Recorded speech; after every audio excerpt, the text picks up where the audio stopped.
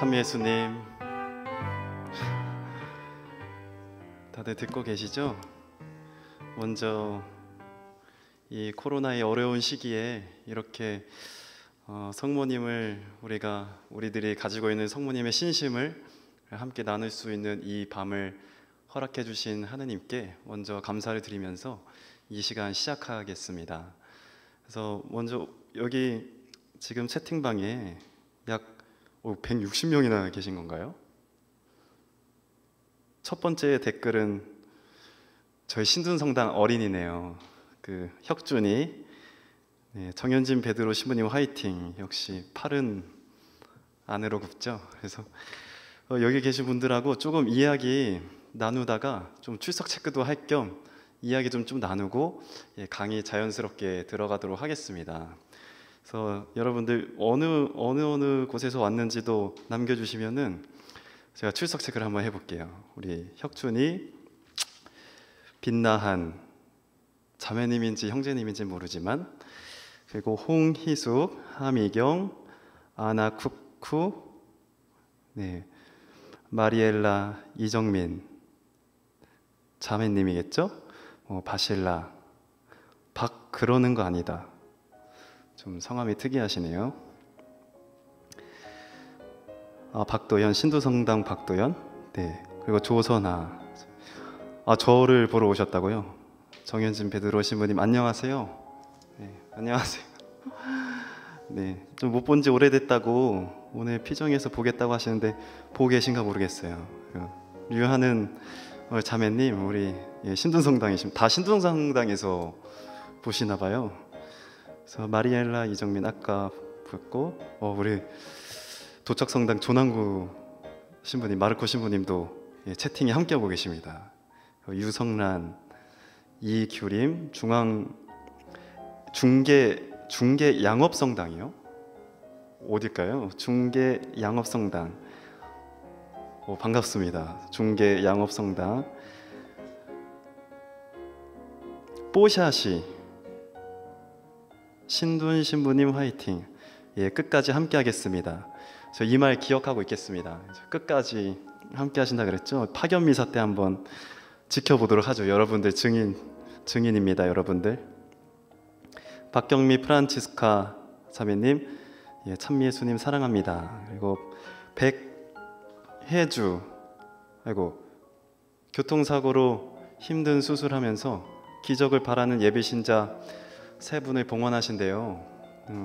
박마리로즈, 임마리스텔라, 박세실리아, 어머니 성심께 봉헌하오니 꼭 낫게 해주소서. 아멘. 이렇게 보내셨습니다. 힘든 시기를 보내시네요. 우리 박명희, 일본에서 오셨습니다. 이 배를 타고 건너가야 만날 수 있는 일본이죠. 박명희 자매님, 온 마음 다 바쳐서 기도하겠습니다. 감사합니다. 이 시간 함께 해주세요. 모니카 자매님,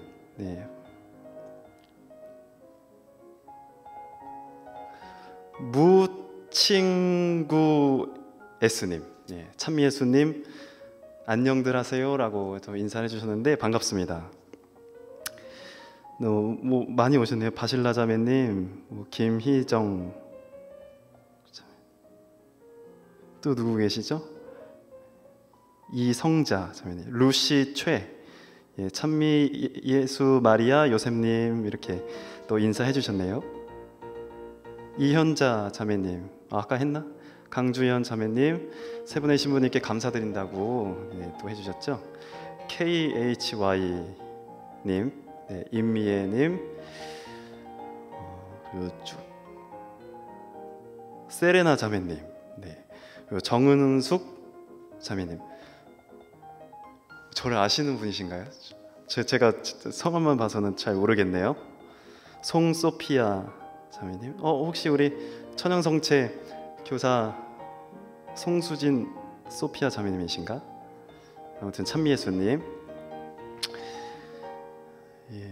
오은영 자매님, 참미예수님 하트, 감사합니다. 하트라니 예수님 기뻐하시겠네요. 비유자 허남률, 우리 남성 소공동체 회장님 오셨습니다. 바실라 자매님, 우리 혁준이 다시 한번 안녕하세요 또 인사하네요. 어린이는 혁준이 혼자인 것 같은데. 김도연 로사 자매님 반갑습니다. 분당 서판교 성당에서 오신 바라미야님, 네 반갑습니다. 그리고 우리 성당의 기둥이신데 노연한 막달레나 자매님, 우리 오셨네요. 어떻게 이런 거 이렇게 잘하시는지 모르겠어요. 어떻게 들어오셨지? 혁준이가 알려줬나 보다. 예, 리블리 윰 자매님, 이분은 제가 운영하는 유튜브 가톨릭 책방의 저희 구독자십니다. 이런 거 얘기해도 되나요? 근데 광고 같은데, 원종의 자매님은 분당 마테오 신자입니다. 오늘 함께 되어 주님께 감사드립니다. 신부님 사랑합니다 라고 하셨고요. 예, 우수산이신가요? 시드니, 호주에서 또 접속하신 분이 또 계십니다. 엄수산나 안양중앙성당, 이천의 세라 엘, 박은화, 박성민, 영통 영덕 성가정, 저희 출신 분당인데 누구시죠? 예언자는 고향에서 환영을 받지 못하는데 환영하는 몇 사람 중 한 분이신가 봐요. 네, 그 밖에도 참 많이 오셨네요. 김정숙, 서울의 로사입니다. 집에 들어가는 길, 네, 반갑습니다 하셨고요. 베리타스 룩스메아, 네, 스위스입니다. 스위스. 스위스는 4시간 후부터 우리 마르코 신부님 시간부터이신가 봐요. 그런데 예, 미리 들어오셨다고. 네, 반갑습니다. 스토리 러브님, 창원도 뭐네요. 율리안나입니다. 평촌성당 오은영 자매님 환영하고, 또 여자 정매화, 여자라고 안 하셔도 성함이 여자 같아요. 예. 수유 일동 성당이시네요. 백혜주 자매님, 안녕하세요. 의정부 주교자 성당 로고스 성당 신자입니다. 예, 우리 로고스 성당은 전 세계에서 지금 시청하고 계신 우리 성당 신자들이죠. 예, 건물을 뛰어넘어서 전 세계에 우리 이 성당에 함께 하시는 신자분들 중 한 분이시네요. 예, 정마리아 자매님, 서울 용산에서 오셨습니다. 그리고 한미옥 자매님은 언젠가 철산성당 갔을 때 보좌 신부로 있었다고 하시는데 정확하십니다. 어떻게 기억하시고 또 예, 맞습니다. 조아가다 분당 야탑동 성당, 네. 성남 수진동 성당에서 박경미 프란치스카 자매님, 네, 오셨고요. 동순곤 마르코 형제님, 저희 우리 신둔 성당의 시설을 담당하시는 우리 마르코 형제님도 오셨습니다. 반갑습니다. 그리고 모니카 대구 동촌성당, 예, 대구 대교구에서 또 오셨습니다. 부산 중앙성당에서 또 한경연 자매님, 네, 김대활, 호평성당 보좌 신부님이셨죠? 라고 하는데 맞습니다. 근데 저는 성함을 잘 모르겠어요. 김대활, 예, 반갑습니다. 명현숙, 로사리오 피정 감사합니다. 혁준이가 계속 메시지를 남겨주네요. 신부님 사랑해요, 찬미예수님 사랑해요 라고 하트까지. 예, 김지태, 이애란 고덕동 성당, 예, 그리고 서글라라, 이일호, 기도하실 때 어머니 저희 기도를 전구해 주셔요 라고 또 성모님께 예, 간구하시는 분도 계십니다. 박을래, 예, 익산의 요세피나, 예, 이 시간 함께할 수 있어서 감사하다고. 네, 감사합니다. 세실리아 자매님 캐나다, 이게 제가 뭐 다른 의도가 아니라 그냥 외국에서 듣는다는 게 저 너무 신기해가지고 그냥 더 목소리가 커지는 거니까요. 오해하지 마시고 들어주세요. 캐나다에서 오셨습니다. 보시고 계십니다. 김현숙, 군포 용호성당 신자시라고 합니다. 윤범진 도미니코 신부님 계셨던 곳이죠. 박유석, 유성란, 여기 있는 모든 사람 잠들지 않게 기도해달라고. 네, 알겠습니다. 기도하겠습니다. 네, 암마리님, 신부님 반갑습니다. 감사합니다. 박미듬이, 찬미 예수님, 신부님 감사합니다. 화이팅입니다. 누군지 몰라도 감사합니다. 박진희, 여기는 대구입니다. 함영대 모세 형제님, 또 우리 전례를 총괄하시는 우리 전례위원장님도 이 자리에 오셨네요. 심재혁, 보율이 어린이가 또 나타났습니다. 우리 귀여운 보율이는 저를 하느님이라고 생각하고 있어요. 그래서 오늘 이 시간 다시 말해줄게. 나는 하느님이 아니야, 보율아. 나는 신부야, 신부. 알았지? 마닐라에서 오신 율리아 리, 찬미예수님입니다.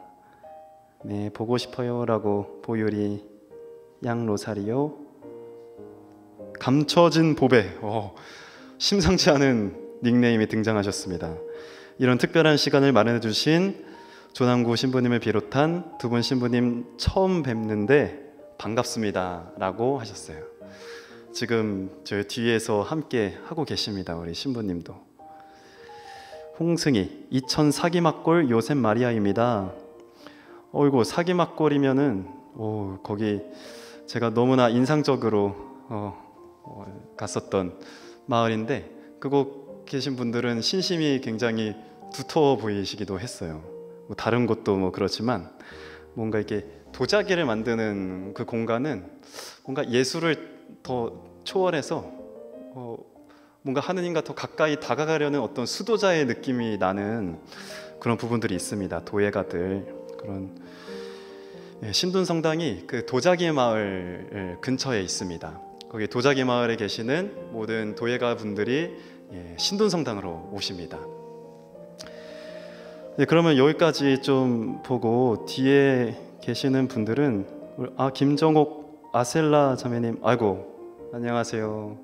김정옥 아셀라 자매님은 뭐 마음이 또 아련해지네. 그 형제님 때문에, 돌아가신 형제님 생각에 또 마음이 좀 그렇네요. 아무튼 뒤에 제가 읽어드리지 못한 많은 분들 모두 반갑고요. 안동교구, 점촌성당 안하윤, 소피아 자매님, 오포성당 여이정란, 그 밖에도 오신 분들 너무너무 반갑습니다. 저 손 크다고요? 맞습니다. 제 손. 사람들이 제가 얼굴이 작은 줄 아는데 얼굴은 크지만 손이 큽니다. 그래서 이렇게 가려져요. 보이시죠? 정확히 집으셨어요. 손이 크다는 거. 얼굴이 작다고 했으면 더 기뻤을 테지만. 여기까지 하고 오늘 본격적으로 강의 시작하도록 하겠습니다. 이 자리에 한 거의 300명 가까이 되시는 우리 형제 자매님들 이곳에 모여 계시는데, 어린이부터 우리 어르신들까지 이 자리에 함께 밤샘 로사리오 피정에 함께 하시는 여러분들에게 성모님께서 내려주시는 그 은총과 그 축복과, 그리고 주님께서 이 자리에 함께 하시는 그 복들 많이 누리면서 이 긴 여정 이제 시작하도록 하겠습니다. 먼저 시작하기에 앞서서 여러분들 지금 한참 막 채팅방 보고 계시죠? 이 채팅방을 보시면 이 설명 칸에 링크 하나가 있을 겁니다. 그 링크가 뭐냐면 여러분들 이 성령 강림 대축일에 뽑으시는 거 있으시죠? 그 성체 영하시기 전이나 영하시고 나서나 봉헌하시고 나서 하나씩 성령 은사 카드 하나씩 뽑으시죠? 이거를 우리 가톨릭 스튜디오에서 코딩을 하나 했습니다. 여러분들이 집에 계시지만 온라인으로 이 성령 은사 카드를 뽑으실 수 있도록, 그래서 미사에 나오지 못하시는 분들도 성령의 은사 카드를 가지고서 간직하시고서 성령께서 나에게 주시는 그 은총이 무엇인지, 그 은사가 무엇인지 알아보실 수 있게 우리 가톨릭 스튜디오 차원에서 직접 만들었습니다. 한번 확인해 보시고, 그 설명칸에 잘 보이지 않으신다 하면 커뮤니티라는 칸으로 가시면 됩니다.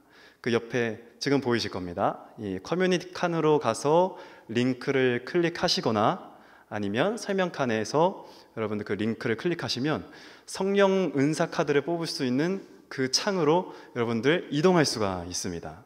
그러면은 그 이동하셔서 지금 보시는 대로 기도문을 먼저 여러분들 기도 먼저 하시고요. 그냥 뽑지 마시고 일단 기도를 여러분들 조용히 기도를 바치십니다. 기도가 끝나시면 이제 그 다음으로 화면을 좀 내려 보시면은 이제 룰렛이 하나 나올 겁니다. 이 룰렛의 중앙에 마우스를 올려놓으시거나 손가락으로 버튼을 꼭 하고 누르시면 룰렛이 돌아갑니다. 이렇게.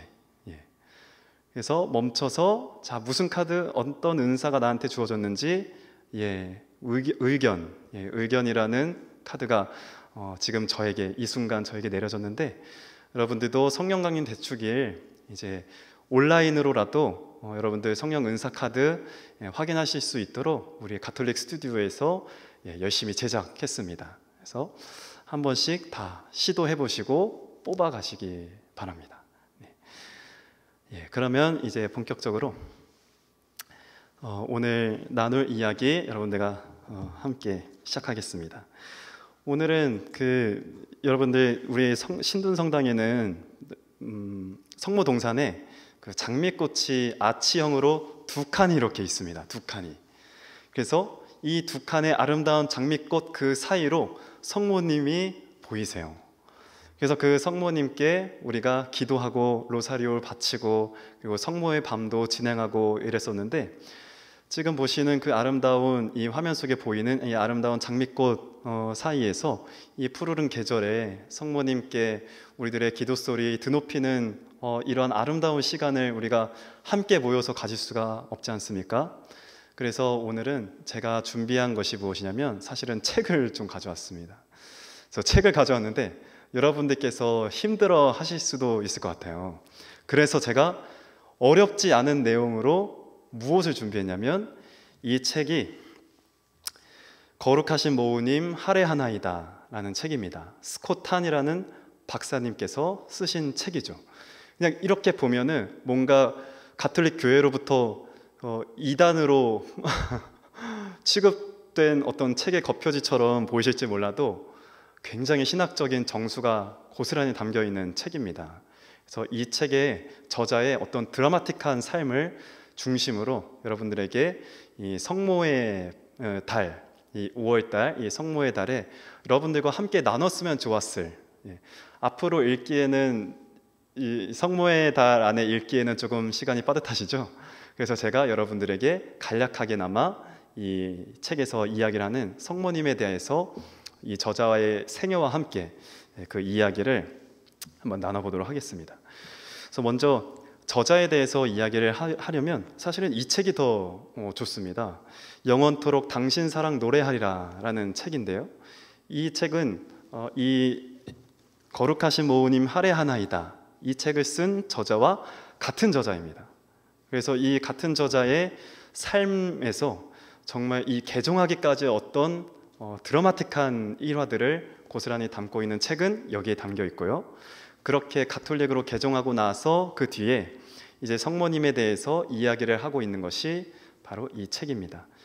조금은 요한복음, 요한묵시록, 그리고 구약성경의 많은 구절들을 통해서 성모님이 어떠한 분인가, 우리가 어떻게 믿어야 하는가, 왜 우리는 성모님을 사랑하고 공경해야 하는가, 이 이야기를 우리들은 이 책을 통해서 들을 수가 있습니다.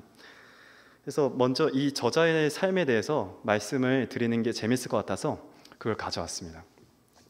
이 책의 저자 이름이 뭐라고 했죠? 스콧탄 박사라고 했죠.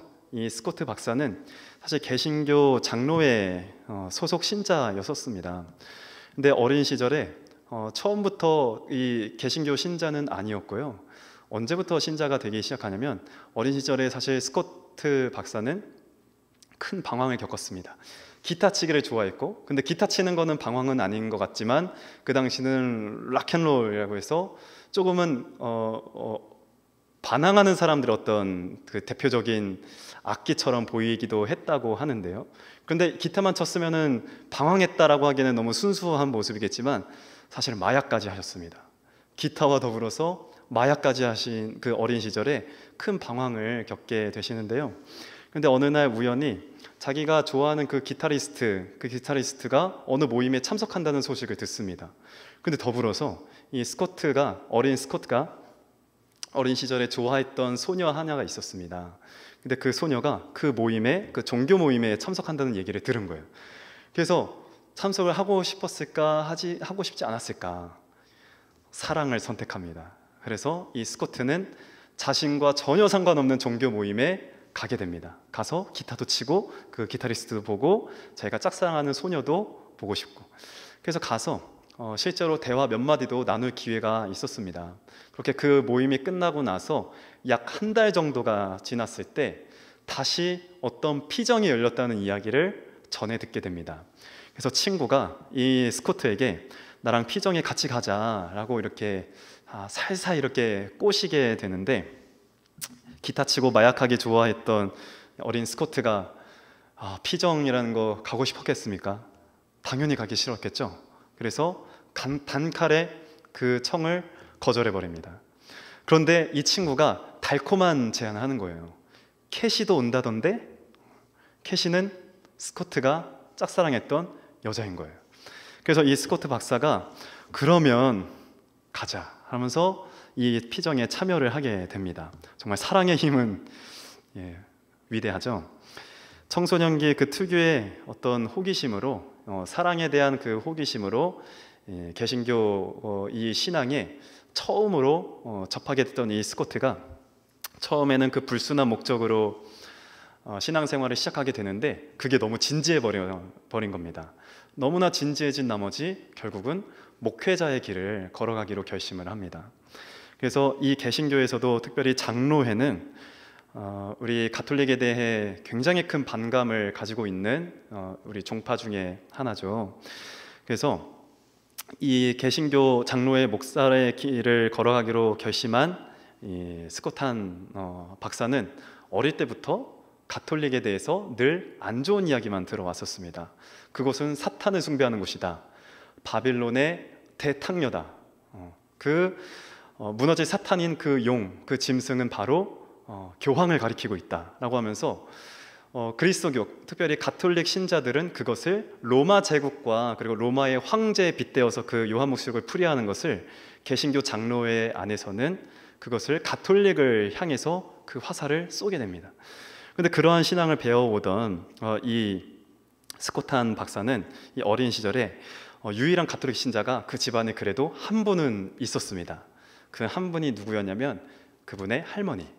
그분의 할머니는 아주 독실한 천주교 신자셨습니다. 할머니는 아주 조용하고 겸손하시면서 아주 경건한 영혼을 지닌 분이었다고 그 어린 스코트는 증언하고 있습니다. 그런데 할머니가 어쩌다 보니 이제 세월이 흘러서 세상을 떠나시게 됩니다. 세상을 떠나면서 유족들에게 유품들을 남기고 떠나게 되는데요. 그 유품들을 정리하다고 보니까 이 정리한 유품을 이렇게 꺼내서 보니까 거기 안에 다 종교적인 물품들이 들어있다는 겁니다.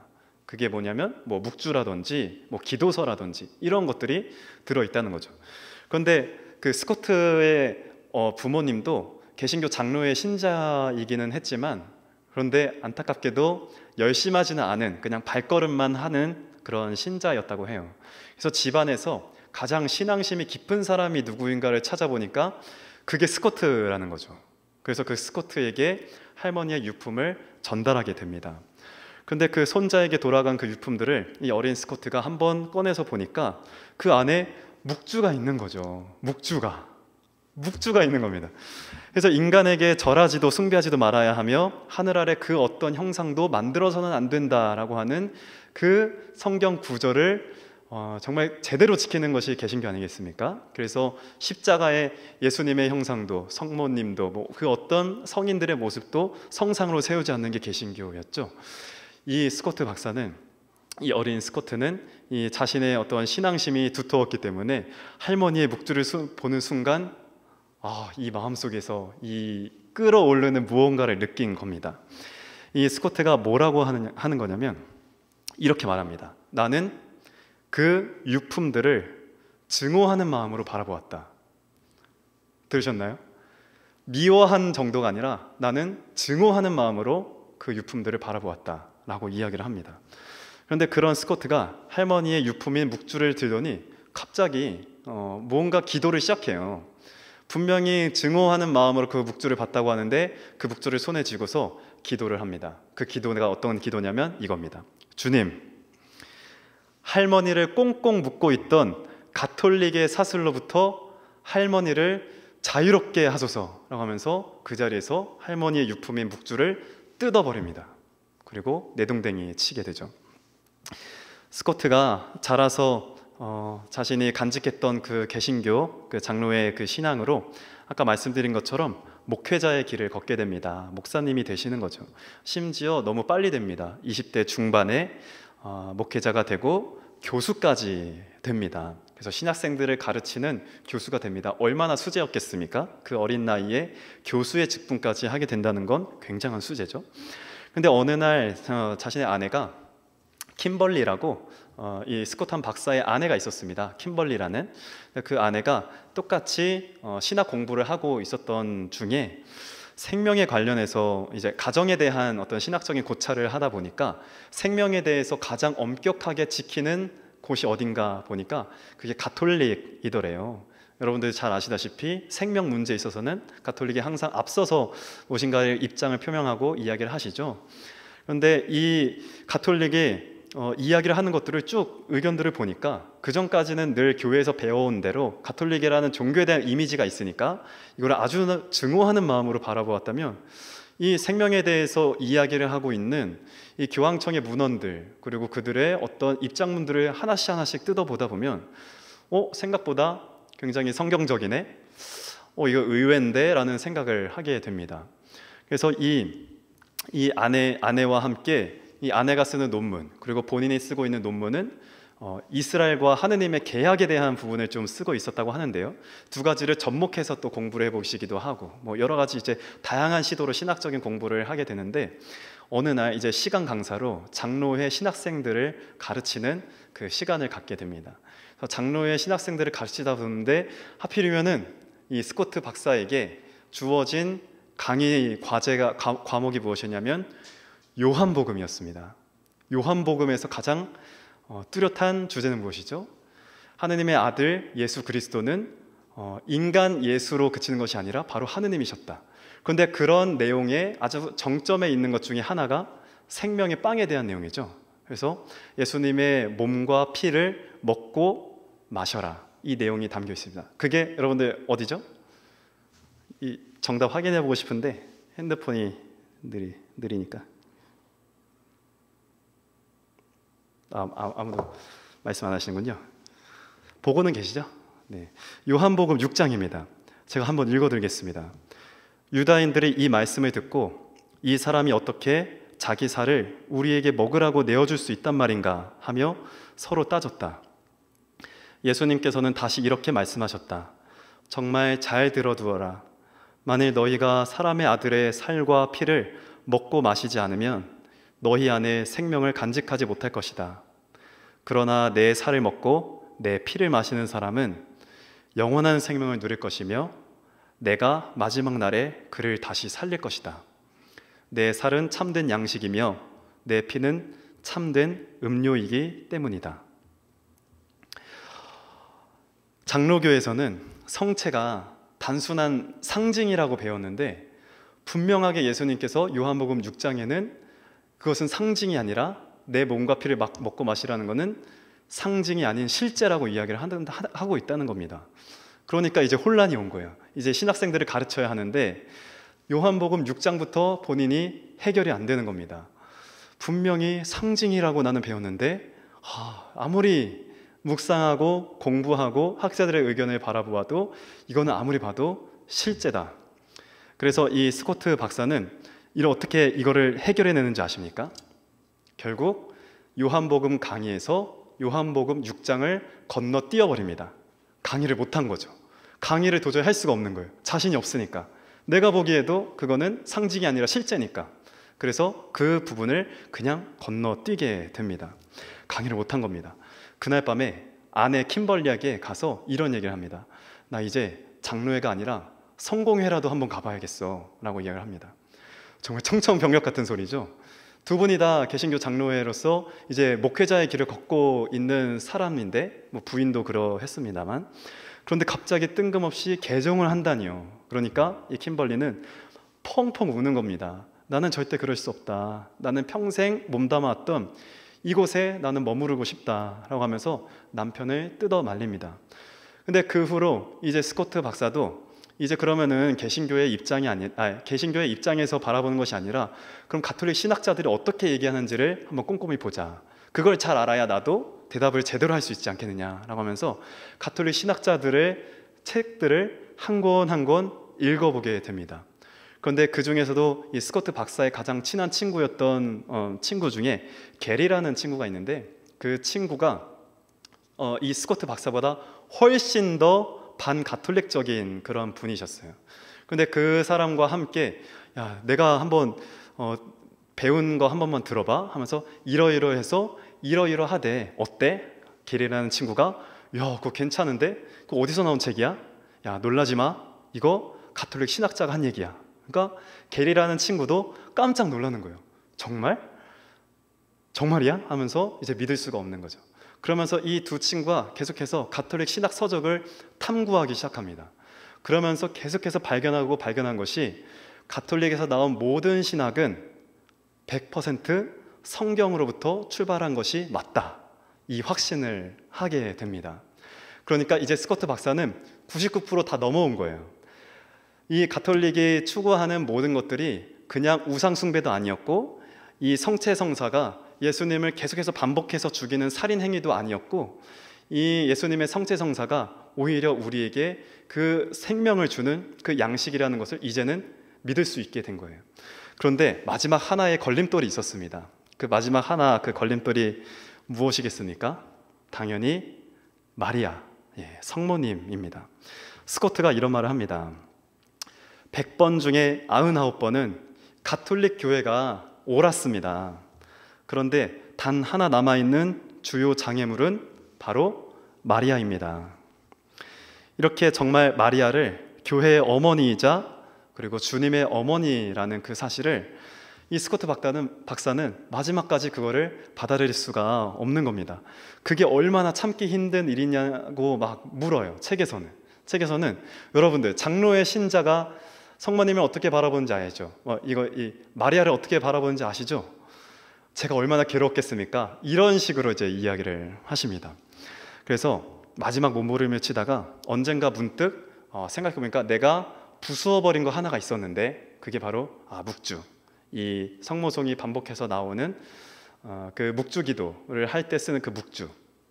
그 묵주를 이제 손에 딱 쥐고서 분명히 내가 부수었던 이 묵주, 망설이다가 손에서 들고 기도를 하기 시작합니다. 그런데 기도를 할 때 그냥 기도하신 게 아니에요. 이 묵주를 손에 쥐고서 한 가지 지향을 둡니다. 그런데 스코트 박사 자신도 이 지향은 절대로 이루어질 수 없는 지향이다.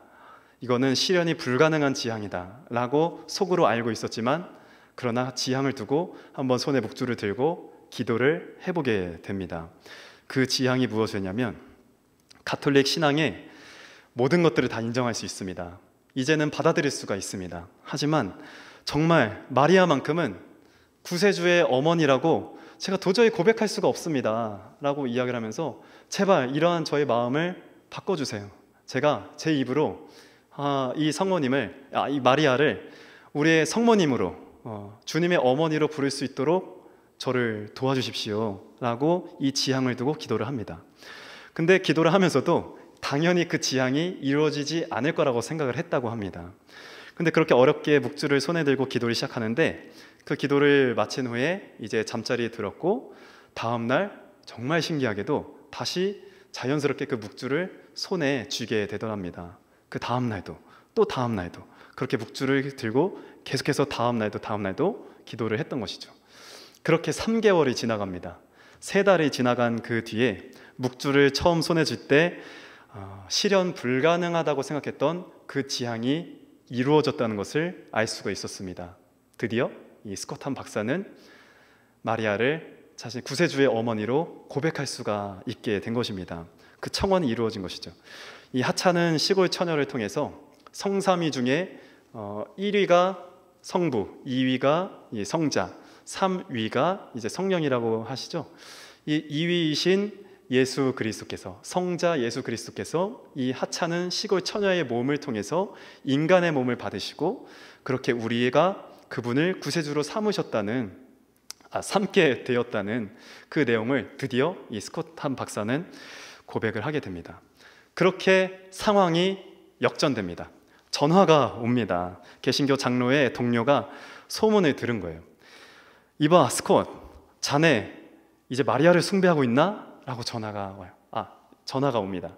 그랬더니 이제 스콧이 이봐 크리스, 이 가톨릭은 절대로 마리아를 숭배하지 않아. 단지 공경하고 있을 뿐이야. 라는 가톨릭 신자 특유의 그 대답을 하게 됩니다. 아주 전형적인 대답이죠. 우리는 마리아를 신으로 숭배하지 않아. 단지 공경할 뿐이야. 맞는 말이지만 그들에게는 들리지 않는 소리입니다. 그러니까 이 상황이 역전된 거예요. 방금 몇 달 전만 해도 성모님을 누구보다 뒤에서 박해했던 그 스콧 박사인데 지금은 이제 상황이 역전이 된 것이죠. 그래서 아니 스콧, 도대체 어느 성경 구절에서 예수님의 어머니, 하느님의 어머니라고 선포하고 있나? 누가 그렇게 성모님을 공경하라고, 마리아를 공경하라고 어느 성경 구절에 나와 있나? 근데 이 스콧 박사가 미리 준비한 것도 아니고 생각하지도 않았는데 그냥 그 구절이 툭 튀어나왔대요. 루카복음을 보게. 루카복음 1장 48절에 있다네. 모든 세대가 나를 복되다 일컬으리니. 자, 이 내용이 무엇이죠? 모든 세대라는 것은 이제 앞으로 지금 살아가고 있는 세대, 그리고 앞으로 태어날 모든 세대가 이 마리아를 구세주의 어머니로 믿고 고백하면서 그분을 복되다고 찬양하게 될 것이다 라는 말씀이 이 성경 구절 안에 있다는 것이 이 스콧 박사의 입에서 반사적으로 툭 하고 튀어나왔던 겁니다. 그렇게 이제 여러 가지 심도 있는 가톨릭과 개신교의 입장 차이를 이제 동료였던 그런 개신교 신자와 함께 이야기를 하면서 성모님을 도대체 무시하는 것이 성경적인 것인가, 아니면 성모님을 공경하는 것이 비로소 성경적인 것이냐라고 질문을 던지게 되는 겁니다.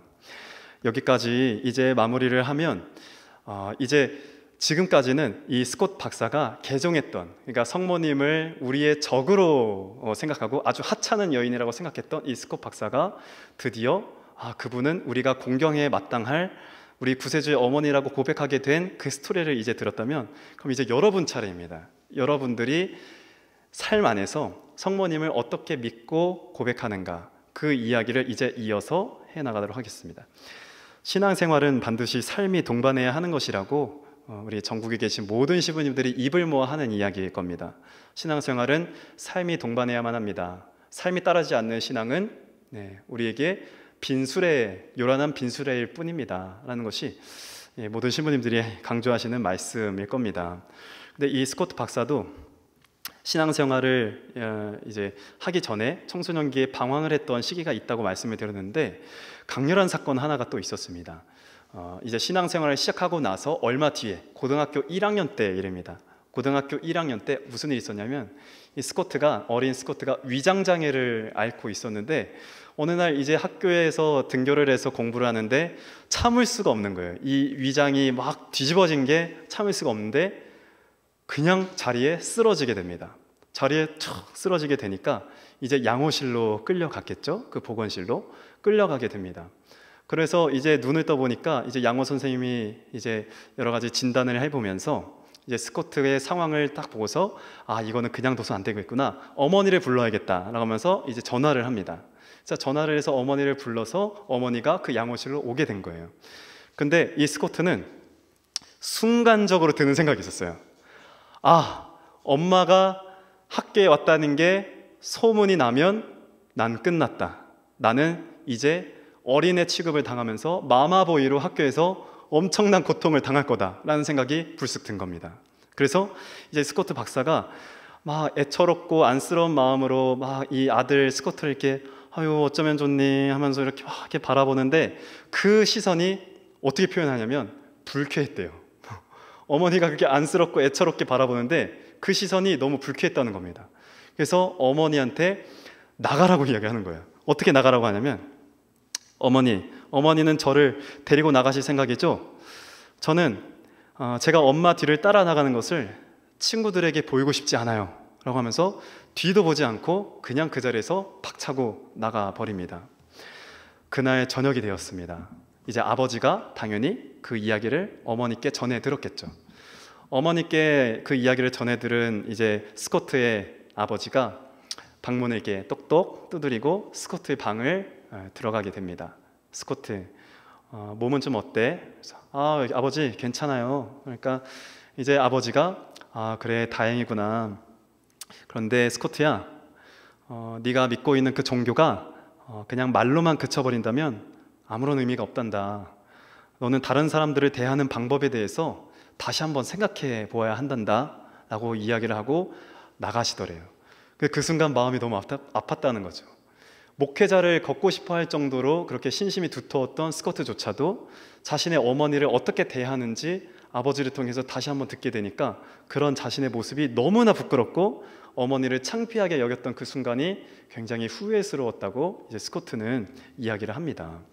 제가 이 이야기를 꺼내는 이유는 저자가 보기에도 우리 가톨릭 신자들이 스코트 박사가 어린 시절에 자신의 어머니의 그 보살핌을 부끄럽게 여기고 불쾌하게 그분의 시선을 바라보았던 것처럼 우리도 똑같이 우리의 구세주의 어머니이신 우리 교회의 어머니이신 성모님을 그러한 식으로 바라보고 있지는 않느냐라고 그 시선 한번 점검해 보자고 이야기를 합니다. 그래서 아마도 우리가 성모님을 조금은 그 창피하게 여긴다까지는 아니어도 성모님에 대한 신심을 자랑스럽게 막 제가 믿는 성모님은 뭐 어떤 천상의 모이시며 구세주의 어머니로서 공경을 받아야 합니다. 그래서 성모님이 어떤 분이신지를 막 얘기하게 자랑스럽게 꺼내는 것보다는 사람들 앞에서, 그러니까 신자가 아닌 분들 혹은 개신교 신자를 만났을 때 조금은 이렇게 주춤하면서 성모님 얘기를 꺼내기 힘들어한다는 거예요. 근데 그게 잘못된 건 아니라고 합니다. 우리들의 잘못은 아니라는 거죠. 왜냐하면 많은 개신교는 우리 스코트 박사처럼요, 특별히 개신교에서도 장로회가 뭐 심하지만 다른 교회 역시 교회 이름 중에 마리아 교회, 뭐 성모 바다의 별이신 성모 마리아 교회, 뭐 이렇게 이름 지은 교회 보신 적 있나요, 여러분? 하나도 없을 겁니다. 여러분들 한 번도 본 적이 없을 겁니다. 개신교에서 성모님을 어떻게 인식하고 있는지를 우리는 잘 알고 있죠.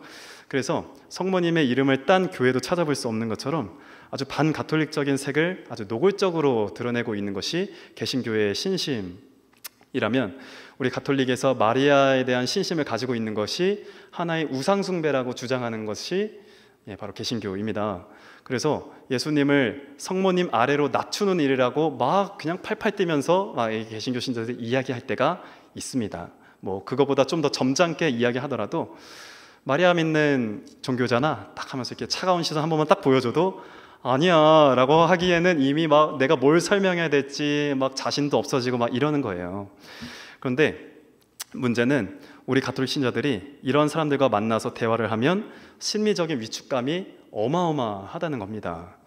그래서 성모님에 대해 교리적으로 아주 위협적으로 질문을 받아본 적이 있거나 아니면 신앙적으로 다른 의견을 가지고 있는 사람에게 일종의 그 모욕을 한번 겪으신 분이 계시다면 다시 한번 성모님에 대해서 한번 이야기 한번 나눠보자 라고 하면은 그 자라보고 놀란 가슴 소뚜껑 보고 다시 놀란다는 것처럼 똑같이 성모님 공경하지. 근데 신은 아니야. 신은 아닌데 공경하지. 그리고 더 이상의 대화가 진전되기를 원하지 않는 거예요. 우리 신자들은. 그게 우리들의 모습이라는 겁니다. 그러니까 우리들의 잘못만은 아니라는 것이죠. 그래서 이 스코트 박사가 본인의 어머니를 부끄럽게 여겼던 자신의 과거의 모습처럼 똑같이 우리 가톨릭 신자들도 간혹 그렇게 교회의 어머니이신 우리 성모님을 조금은 창피하게 여기거나 성령 공경에 좀 자신감이 없어하는 모습은 없었는지 한번 생각해 보자고 이야기를 꺼냈는데, 스콧한 박사는 이 책, 이 거룩하신 모님 할애하나이다, 어디지? 이렇게 이 책을 통해서 성모님을 우리가 어떻게 믿고 고백해야 하는지 아주 성서적이고 신학적인 내용으로 하나하나 밝히고 있는 책이 바로 이 책입니다. 거룩하신 모님 할애하나이다. 5분 남았는데, 그래도 5분 더 남은 거잖아요, 그렇죠? 네, 더 이야기를 진행하도록 하겠습니다. 그래서 이 스코트 박사는 이 책에서 성모님을 왜 사랑하고 어떻게 공경해야 하는지 그 이야기를 우리에게 하고 계십니다. 그래서 사람들이 성모님에 대한 교리를 이야기할 때에 있어서 좀 더 자신감을 가질 수 있게 하기 위해서 이 책을 썼다고 이야기를 합니다. 그래서 모든 내용을 이야기할 수가 없으니 두 가지 내용만 뽑아서 말씀드릴게요. 두 가지나 돼? 하시는 분도 계시겠지만 그래도 두 가지만. 먼저 성모님은 이스라엘을 살던 마리아라는 이름을 가진 한 처녀가 아주 우발적이고 우연적으로 하느님께 선택을 받아서 3위 중 2위이신 예수 그리스도를 잉태하게 되었다는 것이 아니라, 성모님은 이미 창조 계획 속에 아담과 하와를 창조할 그때부터 이미 우리의 구원 계획 속에 성모님은 구세주 어머니로 점찍어 있었다라고 주장하는 것이 스콧한 박사입니다. 이미 구원 계획 속에 예정되어 있던 존재라고 이야기를 하는데요. 초기 그리스도교 신자들이 말하기로는 첫 번째 창조인 인간, 누구죠? 아담과 하와, 이 두 분, 이렇게 첫 번째 창조가 일어난 뒤에 다시 한번 신약 시대에 재창조가 반복해서 일어나게 되는데, 그게 바로 아담과 하와의 새로운 창조인 예수님과 성모님이라고 우리 초기 그리스도 신자들은 이야기를 했었습니다. 그래서 우리가 예수님을 뭐라고 부르죠? 새로운 아담 혹은 마지막 아담이라고 부르기도 합니다. 혹은 제2의 아담이라고 부르기도 하죠. 아담이 창조되었을 때 지내던 장소가 어디입니까? 에덴 동산. 그 에덴 동산에서 자라던 나무는 선악과 나무와 생명나무 등등등, 그리고 온갖 생물들이 함께 살고 있었습니다. 그런데 그 생명나무가 자라고 있는 그 에덴 동산에서 아담을 잠재워서 그 갈비뼈를 뽑아서 만들어낸 그 인간이 누구시죠? 여자, 하와입니다. 그 하와를 만드십니다. 자, 여기까지 들으시고 나서 지금 아담과 하와가 창조된 이야기를 한번 들으셨죠? 동산에서 나무 곁에서 잠이 든 아담에서 갈비뼈를 뽑아서 하와를 만드셨던 이 이야기를 가지고서 이 말씀을 한번 들어보세요. 예수님께서 처형당하신 사형도구가 무엇이었습니까? 바로 십자가. 이 십자가입니다. 십자가의 재질은 당시 무엇이었죠? 지금은 청동처럼 보이기도 합니다만 예수님께서 사형당하실 때 그 재질은 나무였습니다. 나무요. 나무. 아까와 비슷하죠? 그 에덴 동산 안에 있던 그 생명나무처럼 나무 위에서 돌아가십니다. 아담이 잠을 잘 때 갈빗대를 뽑아서 여자를 만들죠. 예수님의 저기 십자가 위에서, 나무인 그 십자가 위에서 사형을 당하시고 목숨을 잃으셨을 때, 숨을 거두셨을 때 병사가 그분의 옆구리를 찔렀을 때 나왔던 물과 피, 그것을 통해서 무엇이 우리는 탄생했다고 이야기합니까? 교회가 탄생했다고 합니다. 성모님은 무엇의 어머니시죠? 교회의 어머니입니다. 그러니까 이것처럼 아담과 하와의 창조가 똑같이 예수 그리스도와 성모님을 통해서 두 번째 재창조가 일어난다는 것입니다. 그래서 그분을 통해서, 그분의 창조, 그러니까 그분의 어떤 재창조를 통해서 우리는 새 이스라엘을, 새 인간의 몸을 지니고, 그 새 인간의 몸은 세례라는 그 출입증을 가지고 들어갈 수 있는 그 나라. 물론 세례라는 것으로 이제 출입증을 이야기하기에는 좀 신학적인 논쟁을 더 이야기해야 하지만요. 하지만 그렇게 아담과 하와가 이제 성모님과 예수 그리스도를 통해서 재창조되었다는 것이 우리들의 믿음입니다. 자, 여기까지 따라왔으면 그리스도가 신랑이라면 우리는 그리스도의 신부를 누구라고 이야기합니까? 바로 교회라고 이야기합니다. 예수님은 성모님을 교회의 어머니라고 선포했기 때문에, 그래서 예수님과 성모 마리아는 첫 번째 창조인 아담과 하와의 재창조다. 여기까지 여러분들 우리 함께 살펴보았습니다. 그런데 이 신분증, 아까 신분증 얘기를 했지만 그 동사무소, 읍사무소에서 여러분들 신분증 받으시죠? 근데 그 신분증에 보시면은 운전면허증 같은 경우는 경찰청장에 이렇게 직인이 찍혀 있습니다. 그 도장에 이렇게 쾅쾅 찍어줘야지 이 사람의 신분이 정확히 증명할 수 있다, 딱 드러낼 수 있는 것이죠. 새 이스라엘로 들어갈 수 있는 새 인간의 신분증, 그 도장을 찍는 분이 예수님이라면 발급해 주신 분이 성모님이라는 겁니다. 근데 그 발급해 주신 분을 우리가 교회적으로 무시할 수 있느냐라고 이야기한다면 그럴 수가 없다는 것이죠. 그러니까 우리는 자신감을 가지라는 거예요. 평범한 성경의 한 인물 중 하나가 마리아가 아니라 정말 그리스도의 신랑이신 그리스도의 신부인 교회의 어머니이자 제2의 하와이기도 하신 첫 번째 인간이 죄를 지어서 그 창조가 실패했다면 그 재창조가 예수 그리스도를 통해서 이루어지는데, 그분의 옆구리에서 흘러나온 그 물과 피, 거기서 교회가 탄생하고 그분의 어머니인 성모님이 누가 그분을 함부로 평범한 여인이라고 이야기를 할 수 있다는 것입니까? 그럴 수가 없다는 겁니다. 그래서 우리는 성모님을 그렇게 바라보아야 한다. 그리고 제가 두 가지 이야기를 한다고 했으니까 두 가지 이야기 중에 두 번째를 이야기하고 그냥 마치도록 하겠습니다. 두 번째는 이제 우리를 자신 없게 만드는 또 하나는 우리 성경 구절 중에 개신교 신자들이 자주 인용하면서 공격하는 단어 중에 하나가 있습니다. 그 하나가 무엇이냐면 카나의 혼인잔치 이야기입니다. 예수님이 성모님을 하대했다는 겁니다. 그러니까 하찮은 여인으로 바라보았다고 이야기를 하는 것 중에 하나가 카나의 혼인잔치에서 성모님을 지칭했던 단어에 있다라고 이야기를 해요. 그래서 주님의 어머니로서 품격을 지켜드렸다면 우리도 당연히 성모님을 공경하지, 마리아를 주님의 어머니로 선포할 수 있지. 하지만 성경을 보십시오. 성경의 어느 곳에 예수님이 성모님을, 마리아를 주님의 어머니로 그 부분의 품위를 드립어드렸습니까? 아닙니다 라고 이야기를 해요. 왜 그런가 한다면 카나의 혼인잔치에서 포도주가 떨어졌을 때 이제 성모님께서 예수님께 포도주가 없구나 라고 말씀하시자 예수님이 이런 말을 하십니다. 여인이시여 저에게 무엇을 바라십니까? 이렇게 이야기합니다. 그러니까 여기서 두 가지 포인트를 꼬집는 거예요. 첫 번째, 여인이시여 라고 한 부분, 그냥 이거는 그런 뉘앙스라는 거예요. 부인, 어떻게 어쩌라는 겁니까? 저보고 이런 뉘앙스로 말씀하셨다는 겁니다. 여인이시여. 그런데 이 구절, 가톨릭 신자가 아닌, 그러니까 가톨릭 신앙을 가지지 않은 신학자 중에 성경을 해석하시는 분들을 보면 이게 바로 질책과 성모님의 불경스러움을 꼬집는 단어로 사용되었다라고 주장을 합니다. 정말 그런가? 정말 그런가? 자, 먼저 그게 맞다면 예수님은 10계명 중에 제4계명이 무엇이죠? 부모에게 효도하라. 이 4계명을 첫 번째로 어긴 겁니다. 그리고 두 번째, 예수님이 여인이시여가 불경스럽고 그리고 어떤 질책의 의미를 담긴 것이라면 방금 이 여인이시여라는 단어가 지금 요한복음 2장에 등장했던 이 단어가 똑같은 단어가 다시 한번 등장을 하는데 그게 어디서냐면 요한복음 19장에서 다시 한번 등장합니다. 그때 어떻게 등장을 하냐면 성모님께서 자신이 사랑하는 제자에게 이분이 너희의 어머니시다 라고 할 때 여인이시여 라고 이야기를 합니다. 제가 읽어드리겠습니다. 요한복음 19장 26절, 여인이시여 이 사람이 어머니의 아들입니다 라고 하면서 사랑하는 제자를 소개합니다.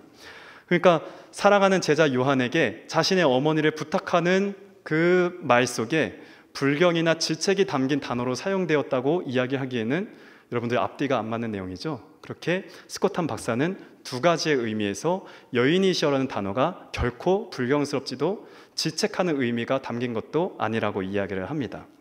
그래서 이 이야기를 다시 한번 가지고 와서 이제 두 번째, 그 뒤에 붙인 부분, 그 부분은 무엇이었냐면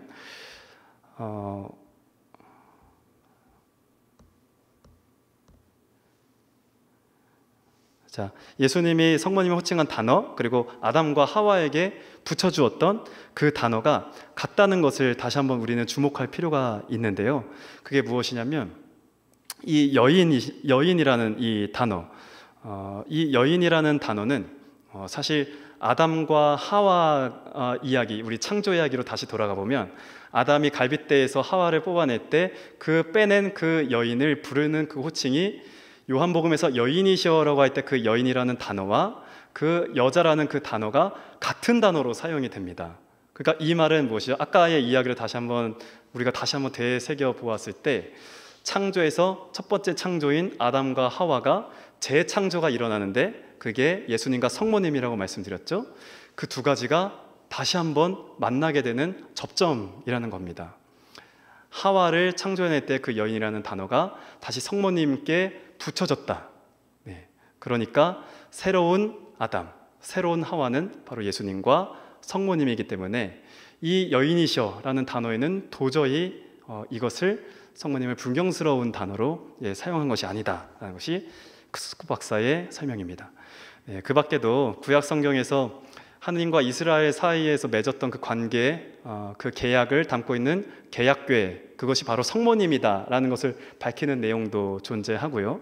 그리고 요한묵시록에서 그 천상의 모우이신 태양을 입은 하늘의 여왕, 그분이 바로 성모님이시라는 것을 이 책은 아주 자세히 신학적이면서도 성경 구절을 구체적으로 제시를 하면서 여러분들에게 설명하고 있습니다. 그래서 제가 말씀드린 이 두 가지 짧은 이야기뿐만이 아니라 여러분들이 성모님에 대해서 조금 더 자신 있게 자신의 신앙을 이야기하고 선포하고 싶으시다면요, 그러면 이 책 한번 읽어보시기를 권해드립니다. 거룩하신 모님 할례하나이다. 그래서 이 책을 가지고 여러분들과 이야기를 함께 나누어 보았습니다. 그럼 이번 시간 제가 5분을 넘겼는데 잠시 쉬는 시간 가지고 이제 우리 밤샘 로사리오 피정이기 때문에 이제 로사리오 시간에 다시 만나도록 하겠습니다.